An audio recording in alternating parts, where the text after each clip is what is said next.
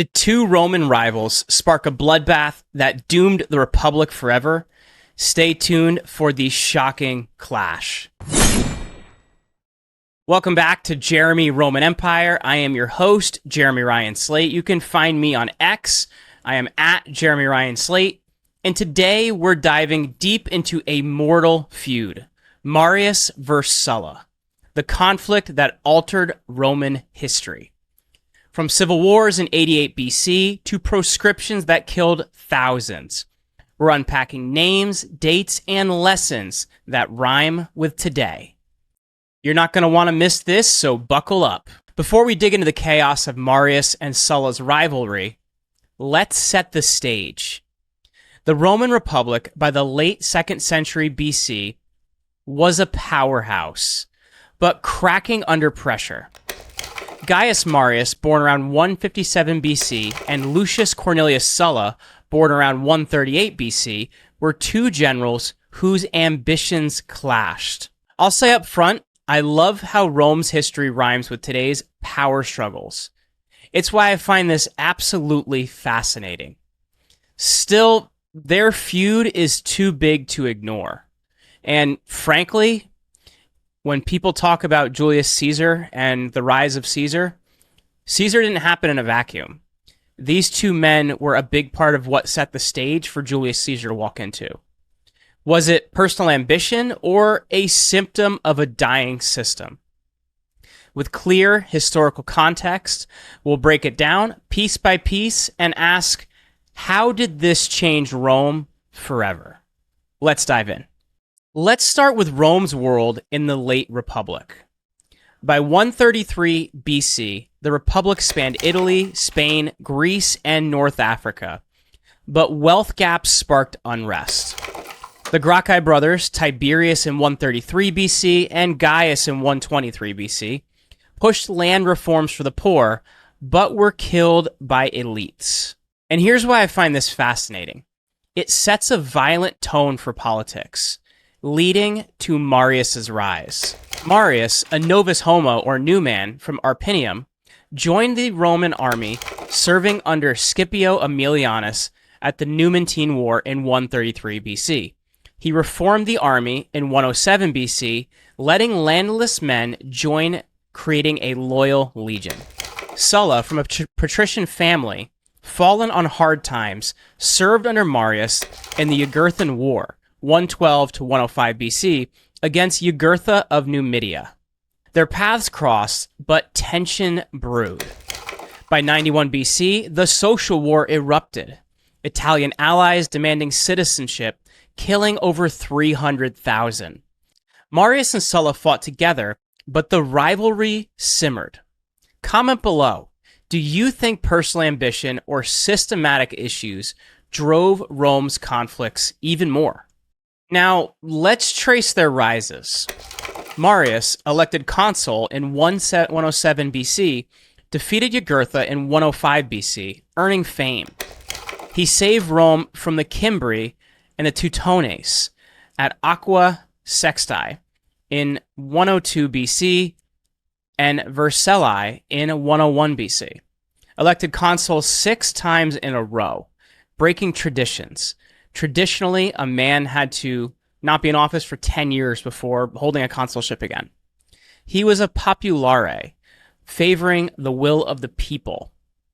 Sulla, his quaestor in 107 BC, captured Jugurtha, claiming credit and sparking jealousy. By 88 BC, Sulla was consul, assigned the Mithridatic War against Mithridates VI of Pontus, who massacred 80,000 Romans in Asia Minor in 88 BC. But Marius, backed by the tribune Sulpicius, took the command, forcing Sulla to march on Rome the first time in history, with 35,000 men. Sulla seized the city, exiled Marius, and left for the east. Marius returned in 87 BC with Cinna slaughtering Sulla's supporters in proscriptions, killing thousands of elites per Appian.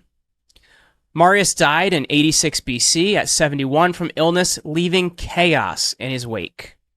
And here's why I find this fascinating. Their rivalry mirrors modern power grabs like political coups. Sulla returned in 83 BC, defeating Marius' son at Sacroporto in 82 BC, then marched on Rome again. The conspiracy angle? Some speculate Sulla's prescriptions were a purge to reshape Rome's elite. It's plausible, but we cannot really be sure if that's what happened. So, avoiding fringe claims, let's note the facts. Sulla's dictatorship in 82 BC reformed the Senate, adding 300 members. He resigned in 79 BC, dying in 78 BC at the age of 60, and supposedly with one testicle. Comment below. Was Sulla a savior or a tyrant? The heart of their feud, the civil wars. In 88 BC, Sulla's march on Rome killed 12,000, per Plutarch. Marius fled to Africa and returned with 6,000 men, joining Cinna's 30,000. They besieged Rome in 87 BC, starving the city. And how about Marius' revenge? He proscribed enemies, killing Octavius, the consul, and heads on pikes in the Forum. By 86 BC, Marius was consul a seventh time, but he died soon after. Sulla, in the east, defeated Mithridates in 85 BC at Orchomenos, forcing peace. Returning in 83 BC, Sulla's army of 40,000 faced Marius' son and Carbo. At Praeneste, in 82 BC, Sulla trapped Marius Jr., who committed suicide. Sulla's prescriptions in 82 BC listed 4,700 names, killing for property per Appian. And as dictator for life, he reformed courts and limited the power of tribunes. Sulla saw the tribunate as a problem, as it had been a path to have total power over Rome, and so he limited that and made it a dead-end position, which would later be reformed and would actually allow for the rise of Caesar. He resigned in 79 BC, retiring to Puteoli, dying peacefully. The conspiracy, Ben? Some say Sulla's reforms were an elite power grab. It's speculative per very plausible. And facts show his actions ended the Republic's stability, which led to Julius Caesar in 49 BC. And here's why I find this fascinating. It rhymes with modern civil strife, like the US's current political divides. Comment below. Could a Marius-Sulla feud happen today, and what would it look like? Finally, the legacy. Sulla's reforms lasted a short time.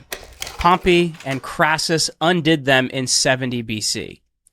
The Republic fell in 31 BC after Julius Caesar's civil war.